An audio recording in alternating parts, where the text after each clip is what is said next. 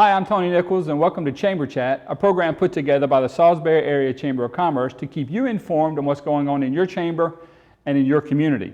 Joining us now is Marie Cavallaro, president of CCART. Yes, president and co-founder. Of CCART. So right out of the gate, let's go ahead and take care of the acronym CCART. What is CCART? A lot of people ask me that. C is for Cavallaro, and the other C is John Clary, who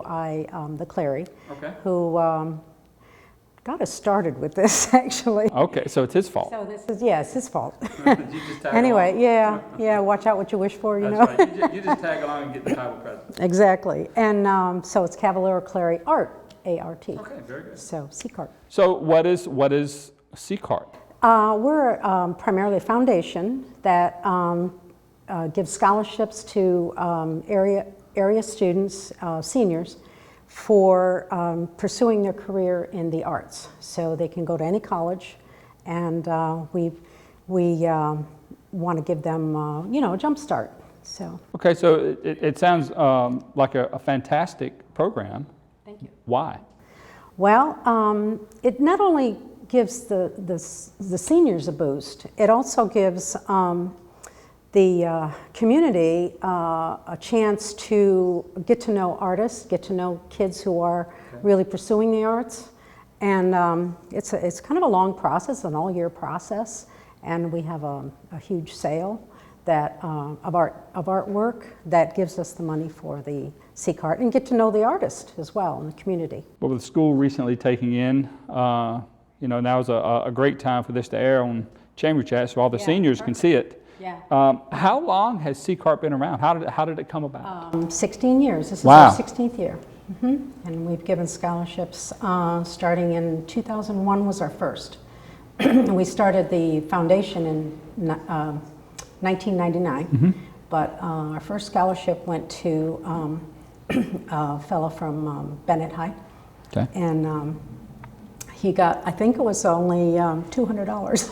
Okay. But we've grown quite a bit. Sure. Now, thanks to. So there has to be a criteria, I would assume, that people have to meet to qualify for the scholarships? The students have to present their portfolio and get letters of recommendation from their people who are in the arts, their art teachers, and maybe the counselors and things like that. I would think there's an interview. Do you go before right, a board or? That's in April. Okay. We'll have this interview, and they bring in their portfolio of artwork, and they talk about what they're going to do. And it's really amazing because you can get all these why do you want to pursue art, kind of compositions, but when you meet the kids, you can see the passion, and it changes everything. So we have a board of about 5 professional artists and art educators that are the ones who will pick the students. And then it varies in the amounts that they give. Okay, so it sounds like to me when you hear it, and it is whatever that piece of passion is that needs to be brought to, whether it's the arts or business or a family or a religious organization. When you see it, you recognize it. Yes. So absolutely. It sounds like you guys over the years have developed a process to let it show itself. Our biggest, the thing that shows the most is actually their sketchbooks. Because a lot of times they'll take courses and classes, and of course they have the teachers that help them out and all that. But the sketchbook is something they take home, something they carry with them. That's the most important thing we look at. And we say, where's your sketchbook? Where's your sketchbook? And they say, oh, well, I forgot it. Well, not good. A lot of expression in the sketchbooks. We want to know what they do outside of class, and that's not influenced by their instructor. And you can see some of them have 3 and 4 sketchbooks that are just filled with amazing artworks. So the visual arts anyway. How much are the scholarships, and what is maybe the criteria? You said there, the varying levels. Yes, the varying levels, and that's determined by the judges. In April it just varies. There's 500 is our least, and then it goes up to 2,000. Depending on if we have the money. Right. And and this year we, again, in the last 4 years, we've given 7,000. Oh, fantastic. Yeah, altogether. Are there particular schools that they need to apply to or be accepted at to use those scholarship monies, or it's just? They do have to have been accepted, and we usually give it the second semester because a lot of times they may switch schools after the first semester, and we want to know that they're there, they're still passionate and wanting to stay at that institution. So, but they can go anywhere. We've had kids go to California. We had one go to London. Oh, we wow. didn't send the scholarship there. Okay. It was on a program, and then they came back and mostly throughout the United States. Yeah. Well, I'm pretty sure, as passionate as you appear to be, you haven't found a way to print money. No. Where does the money come from? Well, the artist every year, thank the artist, to do this arts and crafts sale, Okay. which will be downtown here this year. And it gives us the money, all the money that comes in. This is what we strive for. Anything that comes in at the events that we do or the sales that we do, that's what determines what we have for the next year. And this year we have a special fundraiser, and it's called Denim and Dazzle. And that's why I'm wearing my denim and I'm trying to dazzle it up.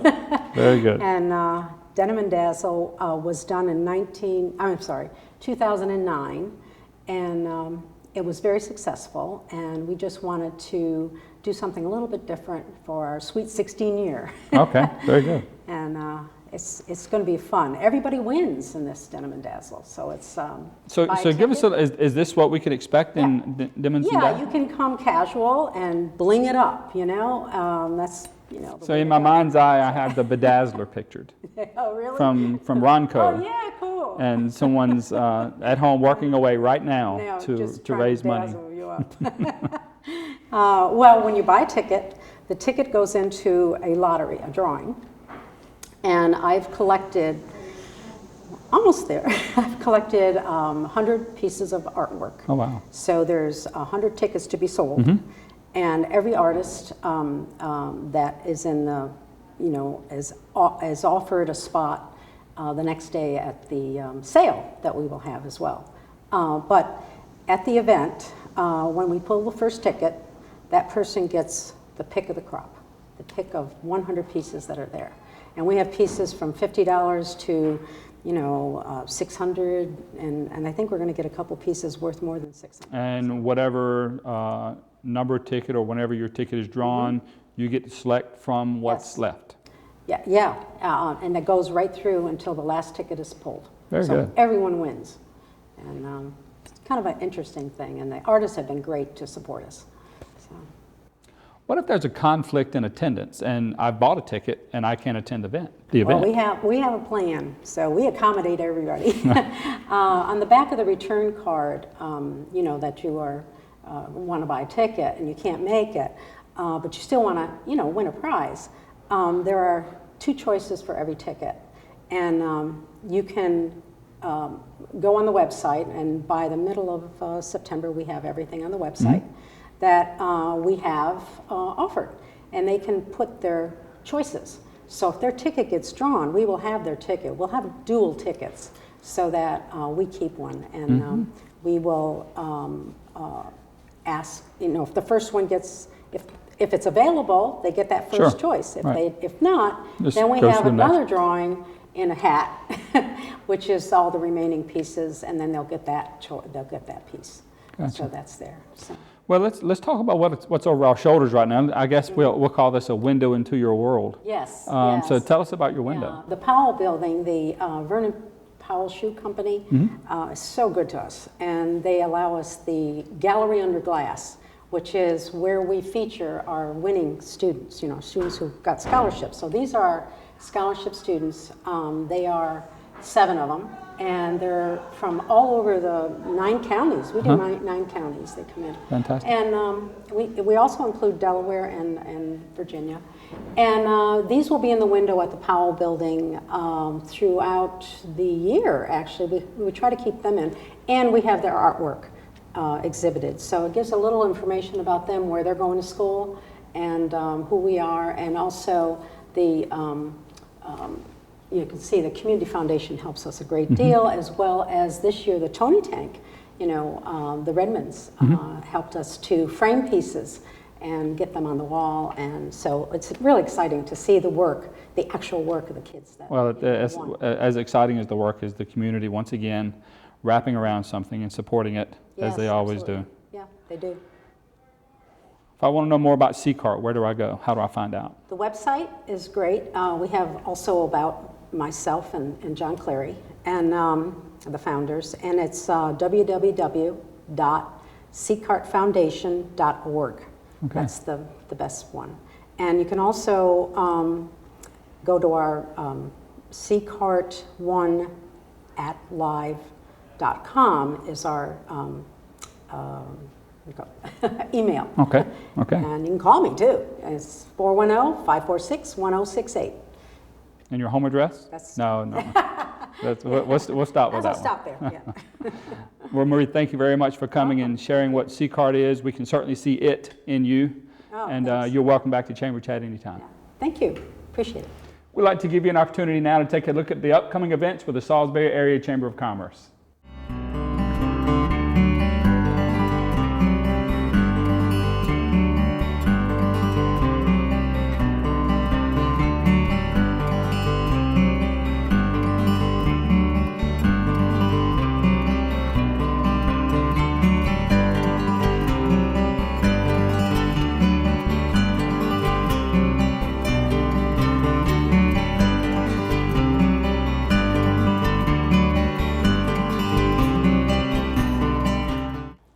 Hi, and welcome back to Chamber Chat right here on PAC 14. And joining us now are our hosts for this segment, then the Downtown Visitor Center.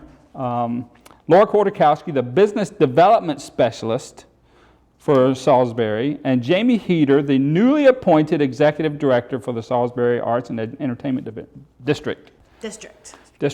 Welcome to Chamber Chat. Thank you for coming. And I think welcome for having us in your fantastic new office. It's an awesome space. That we just unveiled not long ago to the city. And you were the first one to show up for the ribbon cutting. I was. And one of the last ones to leave. That's because I am here to support downtown. Yes, you are. We love it. You do a very good job. We love it. Yeah. Well, tell us, just give us an overview of the visitor center and tell us what's going on. Well, what we have here is a coming together of a few different departments. Obviously, my office, the Business Development Office for the City of Salisbury, and our newly opened Downtown Visitor Center. We're welcoming the community back. We're welcoming new people into town to come and learn about our community. And then obviously Jamie's department, which I'll let her speak about. I was lucky enough to also get an office in the super cool Downtown Welcome Center. And I have seen that office. It's a pretty cool office, but it's nice to be a part of this space because it is such an open space. People stop by, people visit. We can have meetings here.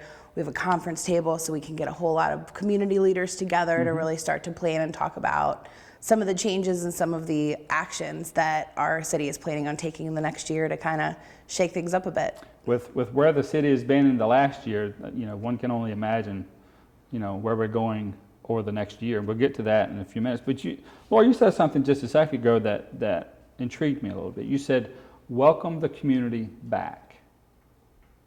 What does that mean to you? That means that, a lot has gone on in downtown Salisbury over the last few years. I think about when I was a college student, never really had been downtown, and fast forward 10 years now, and we have more businesses, we have more retail, we have more events going on than we've had in recent years past. So when I say welcoming the community back, I'm welcoming that group of people that haven't been downtown in a long time to see what's going on and see all the exciting things that are happening in downtown. Well, I think if there's anyone watching that hasn't been downtown in a while, they should certainly come downtown, because whoever came up with the tagline or the subtitle, whatever it is, Salisbury's downtown, it's happening. Whatever it is, which we referenced with Marie just a few minutes ago, it is happening downtown, and you can put it into a lot of different categories, but it's certainly happening downtown. It certainly is. So, what are some of the information that a person can expect to find when you come downtown to the visitor center?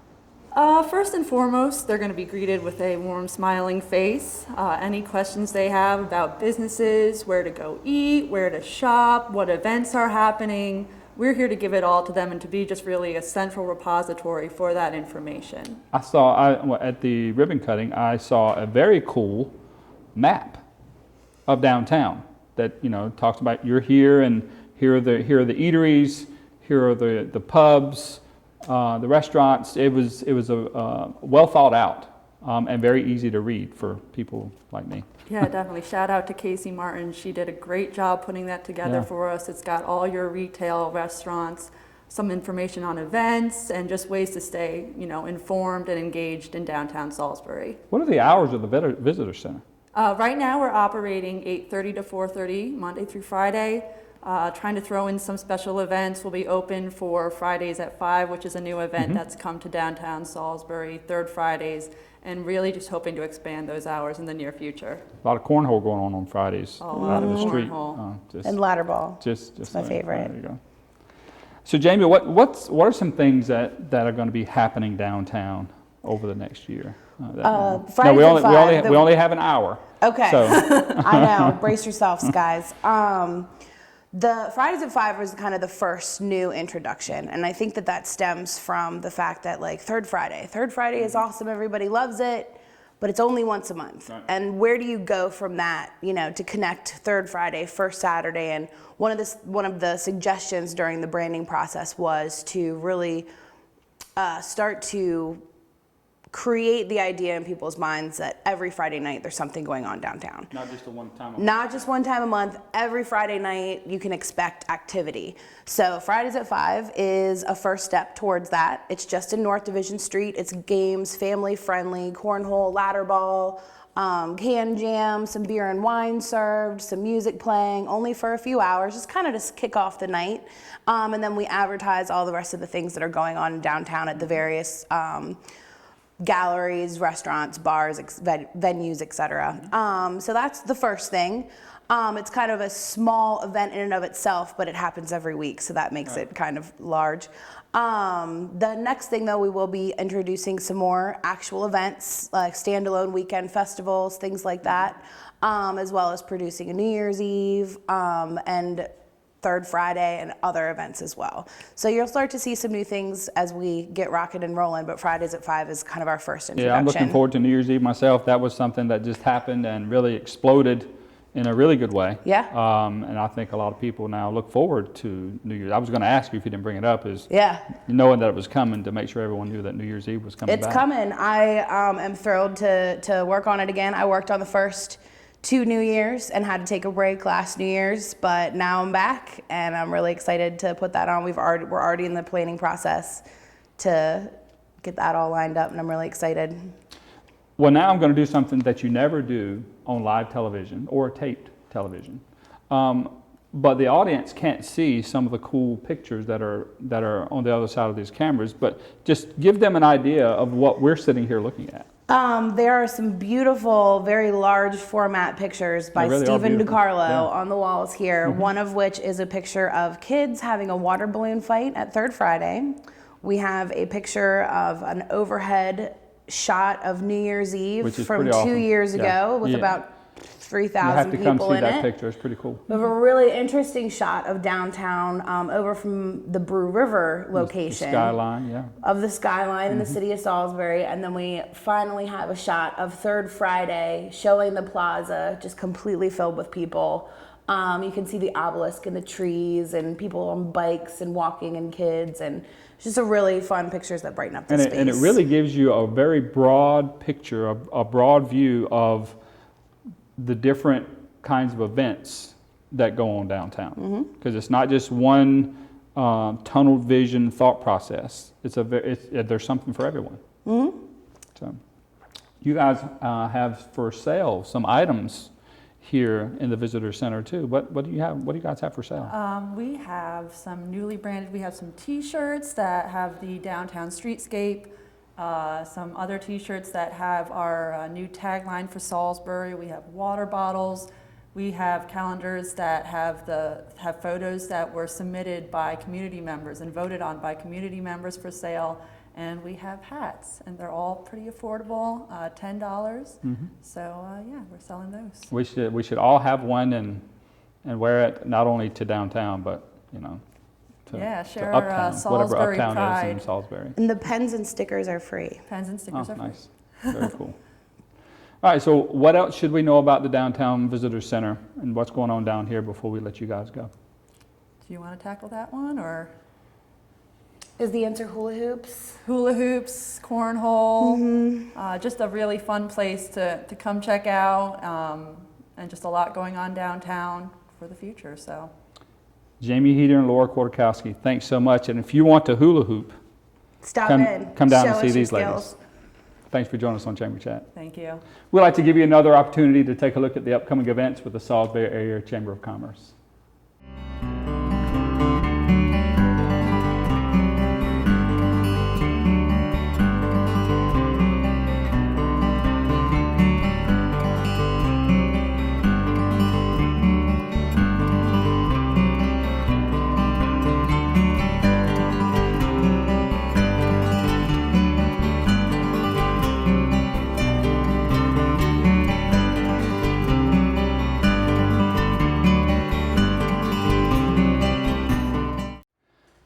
Hi, welcome back to Chamber Chat right here on PAC 14. Joining us now is Steve Smith, the chair of the Business Affairs Network with the Salisbury Area Chamber of Commerce, and Michele Hughes, the executive director for the Life Crisis Center. Thank you guys for joining us on Chamber Chat. Thank you. Good morning. Steve, you're here to talk about the Business Affairs Network and then to have a little bit of a segue into Maryland 211. But before we get there, could you give us maybe an overview of what the Business Affairs Network, what your charge is with the Chamber? Be glad to. The Business Affairs Network is a committee, if you will, underneath the auspices of the Business and Economic Development Division.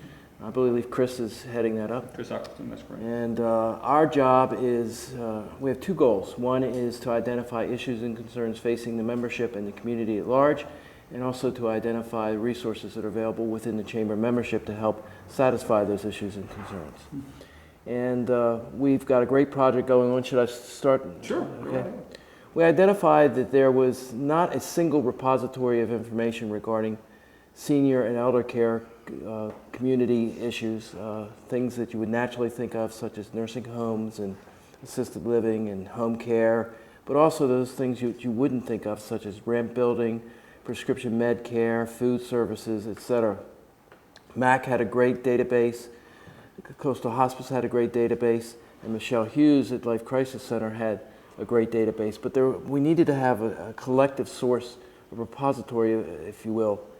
And we thought about developing this on our own, and then we came across Maryland 211, which has both the services for people calling in, because when people are in a state of need, they call. They don't go to the website. Right.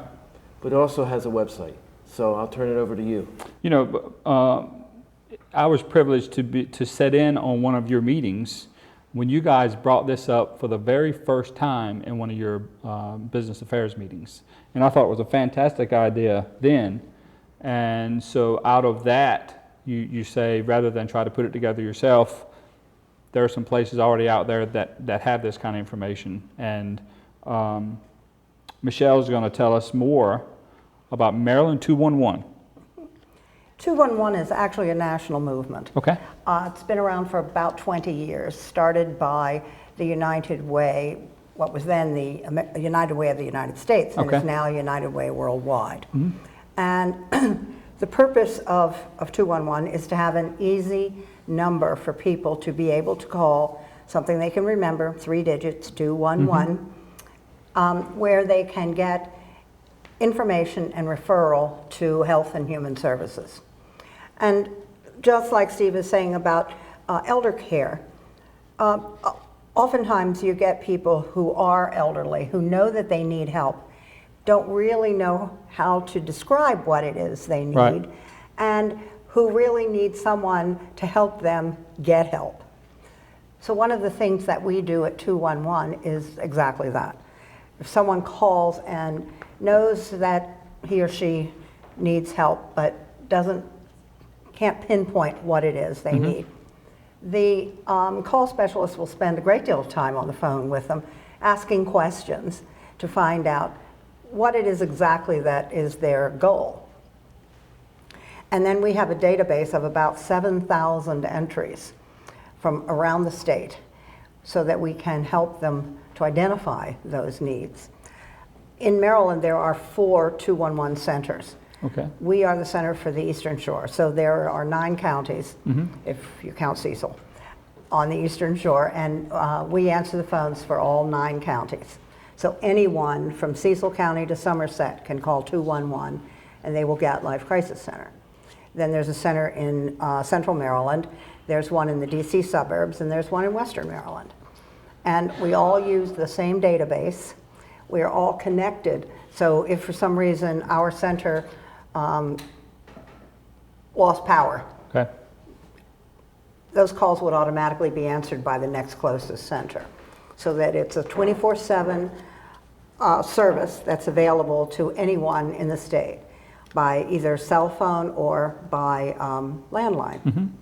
And there's no charge except if your cell phone company happens to charge Right. you per call. For a call, right. Yeah. So it sounds really a lot like a triage call, if you will. That's exactly what it is. If a person has a scenario with a family member, or they're feeling sick, or they're having pain, or whatever the case may be. Well, and in fact, we work with the Wacomico County Health Department on their opioid initiative. And if someone is overdosing and they're reluctant to call 911 because they're afraid they're going to get arrested, they can call us at 211 and we will call 911 so that they're not associated with the overdose. And you know, the goal there is to save lives. Sure. And if someone is overdosing, we want to first save the life and then worry about the legality. But when you talk about health, this is the guide for the state of Maryland for toll-free numbers. This is every 800 number that the state provides. And it's over 600 of them, but the Department of Health and Mental Hygiene has 45 800 numbers. 45. Wow. 9 of them are called Medicaid helplines. You can call all 9 of them and will not get Medicaid services because the health department doesn't screen people for Medicaid. That's the Department of Human Resources. So, Okay. and you wouldn't know that. If you were trying to get Medicaid services, you would naturally call the health department. That's what you want, is health services. They can't help you. You could call every one of these 9 numbers and you would not get the help that you needed because you need to call your local Department of Social Services. So you call 211. You call 211 and not only will we tell you whom to call, we'll tell you what information you need to have in your hand when you call them. So, you know, outside of the 3 people in the county that enjoy getting in their car and driving from place to place to place to place to say, no, that's not us, that's them, and to get the same answer, this takes care of all that. It does. And if, in the case of elder care, for instance, the person on the phone is not clear about their needs, the call specialist can stay on the phone with them until they get to where they need to be, to make sure that they're not getting the runaround and to make sure that they get the services that they're requesting. Why shouldn't everyone be screaming and shouting from the rooftop the numbers 211? Everybody should. During the Hurricane Sandy, we were the hurricane hotline for Wacomico and Somerset counties. Right.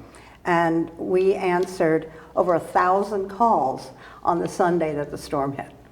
That's a lot of That's a lot of telephone calls. calls. We had 6 people there 24 hours a day for 56 straight hours until the storm was passed.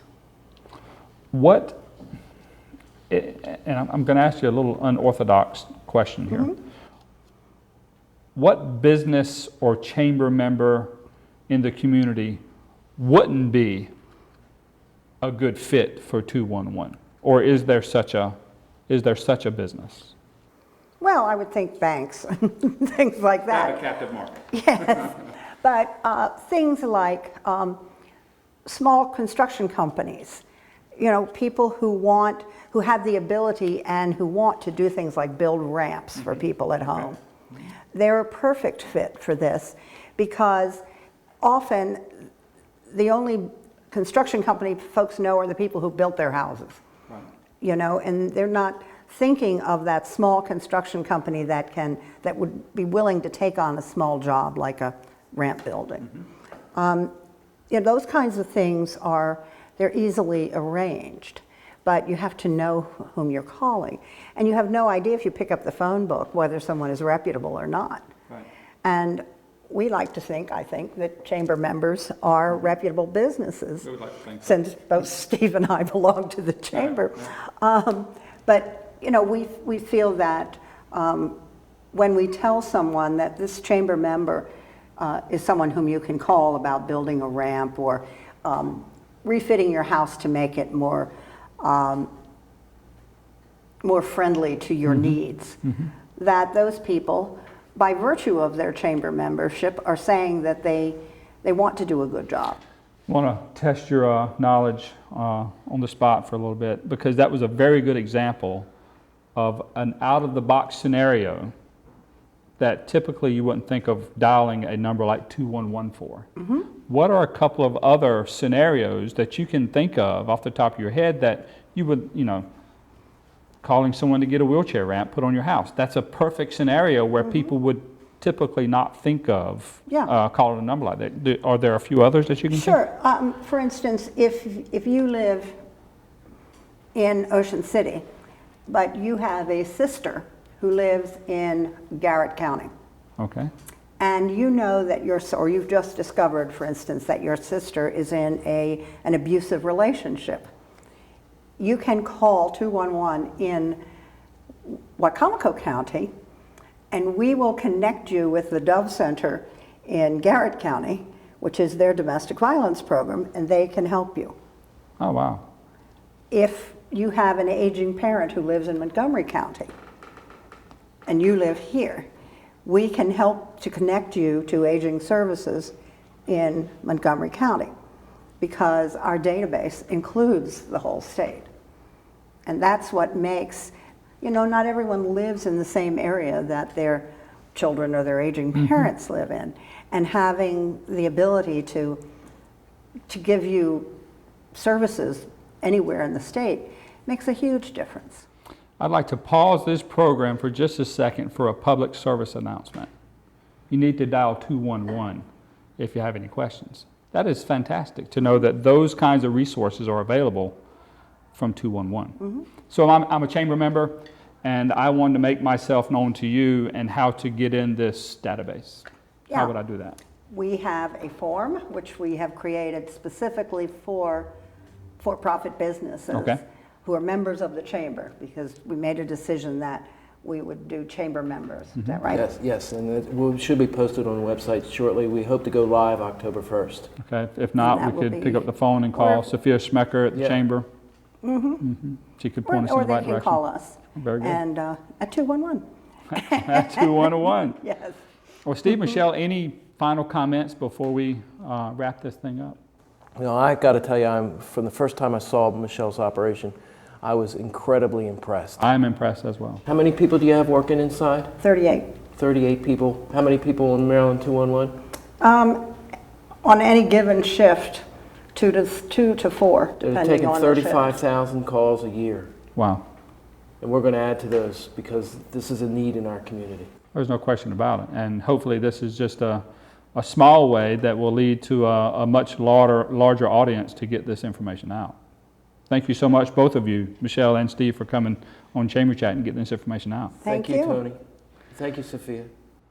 We'd like to thank you as well for joining us here on Chamber Chat and on location, by the way, at the brand new Downtown Visitor Center. You need to come and check it out, as well as check out any other Chamber Chat editions that you would like to view online or by visiting PAC 14's website and utilizing their on-demand feature. That's about all the time we have for this edition of Chamber Chat. My name's Tony Nichols, your host, encouraging you to make a difference.